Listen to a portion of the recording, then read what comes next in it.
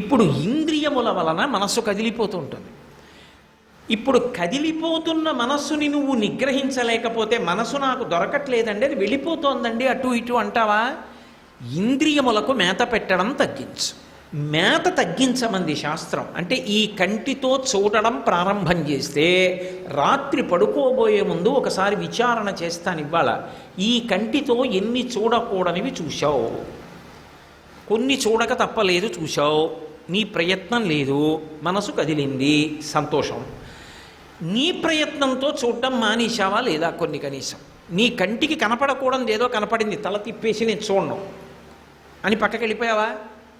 చూడు చూడు చూడు చూడు అంటుంది అప్పుడే మనసు. నే చూడనని బిగదీసుకొని వెళ్ళిపోయావా? కనీసం మేత తగ్గించేసావా కంటికి? అలా చూడడం ఆపినందుకు తిరగబడుతుంది. దానికి ఉన్న సంస్కారం అది పూర్వం అలవాటు అయిపోయింది. వాడు చెప్పడం బాగుంది, నువ్వు వినడం బాగుంది, మళ్ళీ కనపడుతుంది ఏమిటి, చూడబోయ్ చూడబోయ్ చూడబోయ్ అంటుంది. ఒక్కనాటికి చూడండి, దీనివల్లే పాడైపోయానని చెప్పాడు నిన్న.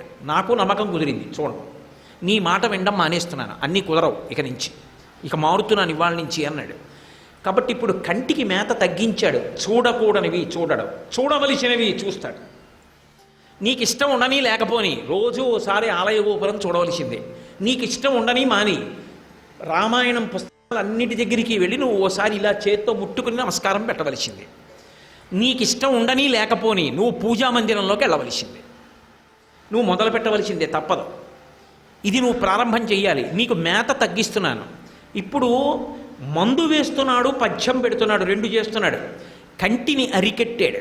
ఇది శమము అంటారు. బాహ్యేంద్రియములను అంతరింద్రియములను అరికట్టడం మొదలు పెడతాడు. మేత తగ్గించడం అంటారు. ఇంతకుముందు ఏవేవేవో వింటుండేవాడు, ఇప్పుడు శాంతికారకములైనవే వింటాడు. ఏదో త్యాగరాజస్వామి వారి కీర్తన వింటాడు, ఓ శ్యామశాస్త్రి వారి కీర్తన వింటాడు, ఓ అన్నమాచార్యుల వారి కీర్తన వింటాడు, ఓ మంచి భగవత్ సంబంధమైనటువంటి విషయాన్ని చదువుతాడు, ఏదైనా ప్రవచనాన్ని వింటాడు, పెద్దలు చెప్పిన మాటలు వింటాడు. చాలా జాగ్రత్తగా ప్రయత్నపూర్వకంగా సత్పురుషులు వీళ్లతో సహవాసం పోగొట్టుకోకూడదు అని ప్రయత్నపూర్వకంగా వాళ్ళ దగ్గరికి వెళ్ళి వాళ్ళ మాటలు వింటూ ఉంటాడు, జార విడుచుకోడు.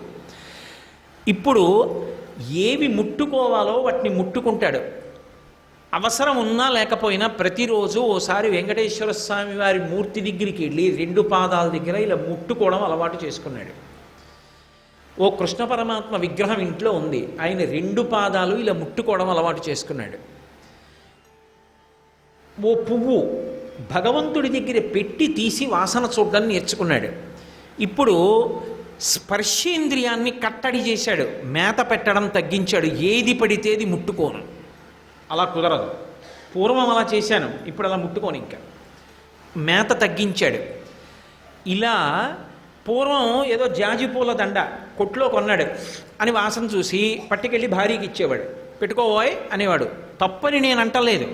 ఇప్పుడు ఆ జాజిపూల దండ తీసి ఇంటికి తీసుకొచ్చి అమ్మవారి పాదాల దగ్గర పెట్టి అది తీసి భగవతి ప్రసాదం పెట్టుకోబోయే అన్నాడు.